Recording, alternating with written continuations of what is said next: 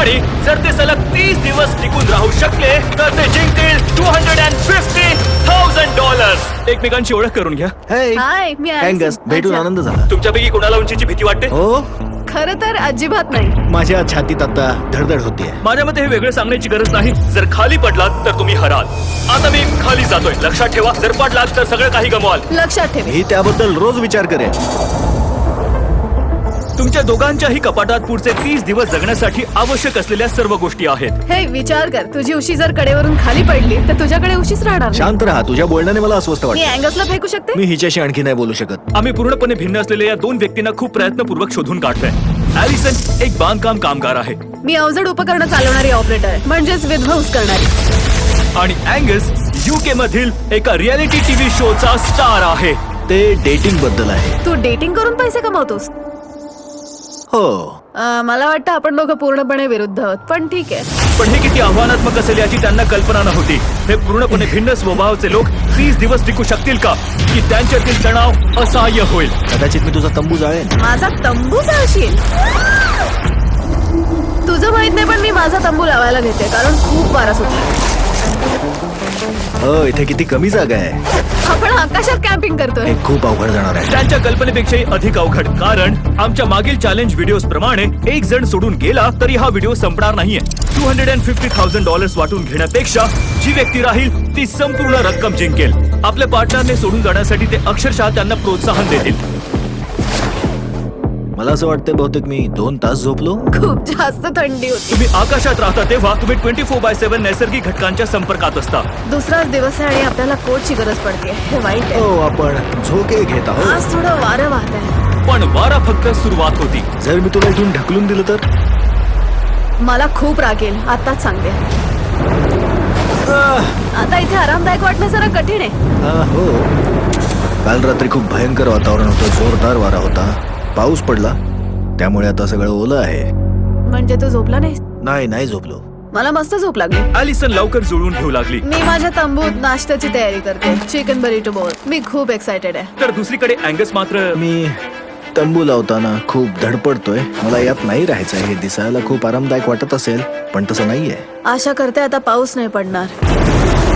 Oh my God! Oh my God!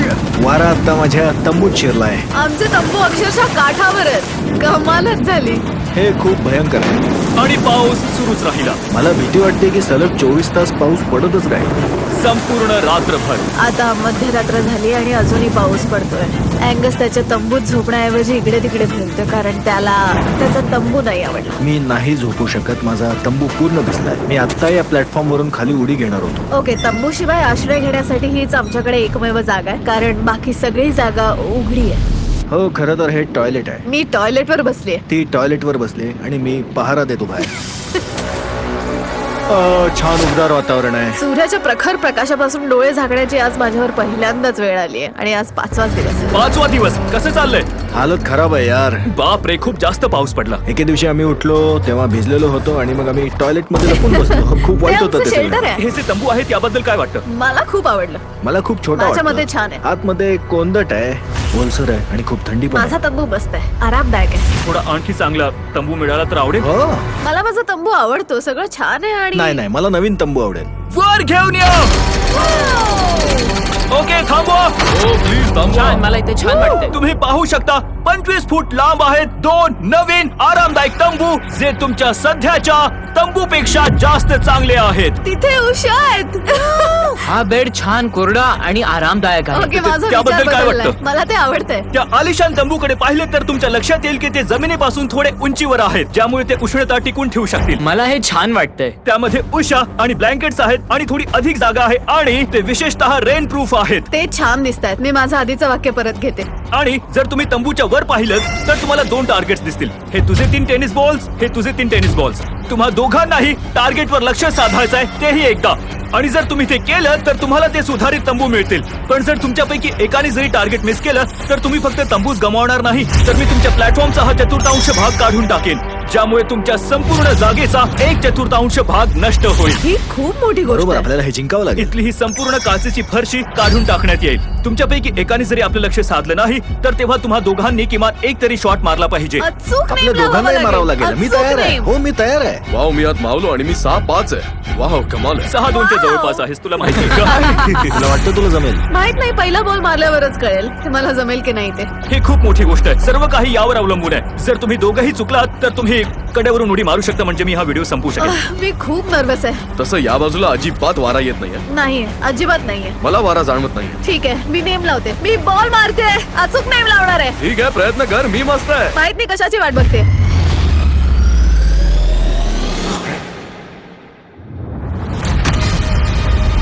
अरे बापरे! पहिला बॉल मारला. पहिल्याच बॉलवर. थोडक्यात लागलं. आता यानंतर दबाव वाढणार आहे. ओके, आता तुला मोठी जबाबदारी पार पडायची आहे. भयंकर दबाव जाणवतोय. तुझ्याकडे 3 संधी आहेत. तुझं काय सिक्रेट होतं? जास्त विचार नको करू, बस मार. ऑलराईट, तू पहिल्या प्रयत्नात करू शकेल का?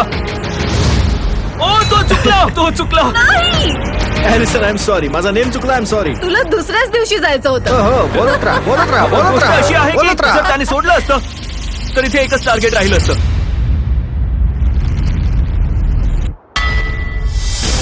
Oh, no! आता एकच बॉल शिल्लक आहे. आरामात, थोडा वेळ घे. थांब, त्याने फेकण्यापूर्वी जरा त्याला प्रोत्साहन दे. ओके, फोकस ठेव. कारण तू जर नाही केलंस तर आपल्या दोघांनाही यात झोपावं लागेल आणि मग मी तुझ्या कुठल्याही तक्रारी ऐकून नाही घेणार. आणि गोष्ट फक्त तंबूची नाहीये, तुमच्या जागेचा हा भाग सुद्धा गमवाल. तो चुकल्यावर दुसऱ्या क्षणी आम्ही हे प्लॅटफॉर्म काढायला सुरुवात करू. तू आता जिथे आहेस तू खाली पडू शकतोस. अरे यार, तू फक्त माझा एक टार्गेट हिट कर. ऐक, तुझे 30 दिवस पूर्ण करण्यात आणि सोडून जाण्यात एवढाच अंतर आहे. तू खरंच हिला निराश करशील. बापरे, हा प्लॅटफॉर्म भयंकर हलतोय. ओके. नाही. अरे बापरे, तू चुकला. विश्वास बसत नाहीये. अरे हे यार, खूप निराशाजनक होतं ब्रो.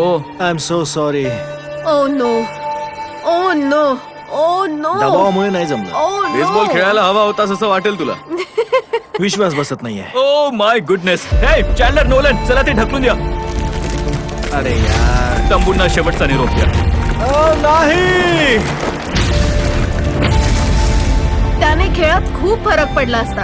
हो, नक्कीच पडला असता. ते खाली पडल्यावर पण किती आरामदायक दिसतायत. पण फक्त एवढंच नाहीये. मी खूप निराश झाले. ही पहिली टाईल काढली आहे आणि ती खाली गेली. ओ नाही. काढत राहा. ओ, हे वाईट झालं. आशा करतो 10वा दिवस चांगला जाईल. हो, 10व्या दिवशी माती नको खाऊ. त्यांच्या एकूण जागेचा 1/4 भाग कमी झाल्यावर अँगस आणि ॲलिसनला लगेच कमी जागेचे दुष्परिणाम जाणवू लागले. सकाळी उठल्यानंतर मला असं झालं, फरशी नाहीये, काळजी घ्यावी लागेल. सकाळी उठल्याबरोबर गेम मोड मध्ये यावं लागेल. आश्चर्य आहे, तुला खेळाबद्दल वाईट स्वप्न कसं नाही पडलं? मला वाईट स्वप्न पडायची गरज नाहीये, कारण मी वाईट स्वप्नातच जगतोय. हे वाईट स्वप्नच आहे. चॅलेंज हरल्यामुळे अँगस स्वतःवरच नाराज होता, हे स्पष्ट दिसत होतं. ते किती आरामदायक वाटलं असतं असा विचार येतोय मनात. अपयश आल्यावर प्रत्येक हिरो हेच करतो. तो नैराश्यात जातो आणि स्वतःचं आत्मपरीक्षण करत असतो आणि मी सुद्धा आता बरोबर तेच करतो आहे. हा, ॲलिसन सुद्धा त्याच्यावर चिडलेली होती. हो, ती तुझी चूक होती. आपल्याला पुन्हा निवारा मिळण्याची संधी मिळेल की नाही माहित नाही. ती आपली एकमेव संधी होती की काय, कुणास ठाऊक. मला नाही माहित. म्हणूनच प्लॅटफॉर्म गमावणं ही खूप मोठी गोष्ट आहे, कारण आपल्याकडे गमावण्यासारखं काहीच नाहीये. आणखी एक जागा गमावली तर आपल्याला ते नाही परवडणार आहे. ती दोघं अजूनही आकाशात राहण्याची सवय लावून घेत होते. त्यांना किड्यांचा सामना करावा लागत होता. जणू काही तो पंख पसरतोय. तो माझ्याकडे बघतोय. अपेक्षेप्रमाणे अन्न नाही. ते आता खराब झालं मी असेल. जे चिकन खाल्लं ते कॅट फूड होतं. वेगवेगळ्या बॅकग्राऊंडचे असून सुद्धा त्यांना एकमेकांशी जुळून घेण्याचा प्रयत्न करावा लागला. पैशांमुळे मला कधीच आनंद नाही मिळाला. मी त्यातच वाढलोय आणि त्याने माझ्यासाठी काही नाही केलं. माझ्या आयुष्यातील आनंदाचे क्षण तेव्हा होते जेव्हा माझ्याकडे पैसे नव्हते. तू असं म्हणतोयस की पैशाने आनंद विकत घेता येत नाही. तू याकडे वेगळ्या दृष्टिकोनातून बघतोस, कारण तुझ्याकडे पैसे आहेत. त्या पैशांमुळे लोकांचं आयुष्य बदलू शकतं. हो, मला खात्री आहे. मी ते पैसे जिंकून माझ्या भावासोबत एक कंपनी सुरू करेन. कदाचित थोडे पैसे सेव्हिंग्स मध्ये टाकेन. मला वाटतं तू ते डिझर्व करतेस मनापासून. अँगस पैशांबद्दल किती निराशाजनक बोलला ते ऐकून ॲलिसनने ठरवलं की तिला फक्त तिचा अर्धा वाटाच नाही तर तिला संपूर्ण रक्कम मिळायला हवी. अँगस, मी पटकन एक व्लॉग बनवते. मग मी माझे कान झाकू का? हो, थोडं इमोशनल आहे. मी अजूनपर्यंत माझ्या गेम प्लॅन बद्दल जास्त बोलले नाही. 30 दिवसांच्या किंवा 100 दिवसांच्या चॅलेंज मध्ये सहभागी झालेला कोणीही ते चॅलेंज पूर्ण करून दुसऱ्या व्यक्तीकडून पैसे चोरू शकलेलं नाहीये. म्हणून मी ठरवले की मी ते करणार. मी गंमत करत नाहीये, पण कधी कधी आपण इथे येऊन किती दिवस झाले याचा पण विसर पडतो. तेव्हा या गोष्टींमुळे मी भयंकर भानावर येतो. दिवस क्रमांक 8. वाह, किती सुंदर सूर्यास्त आहे. त्यांचं एकमेकांशी छान जमू कॅच लागलं. कॅच खेळूया.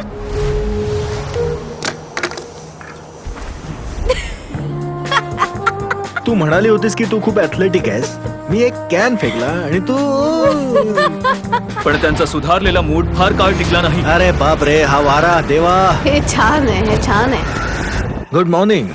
खूप थंडी आहे. मी उन्हात उभा आहे, थोडी ऊब येण्याची वाट बघतोय. किती गारठा आहे, खूप गारठा आहे. पण हवामान ही त्यांची एकमेव समस्या नव्हती. मला टॉटियाज नाही आवडत. मी साधं जेवण जेवण्यासाठी आसुसली. आज 10वा दिवस आहे. चला बघूया त्यांचं कसं चाललंय. कसे आहात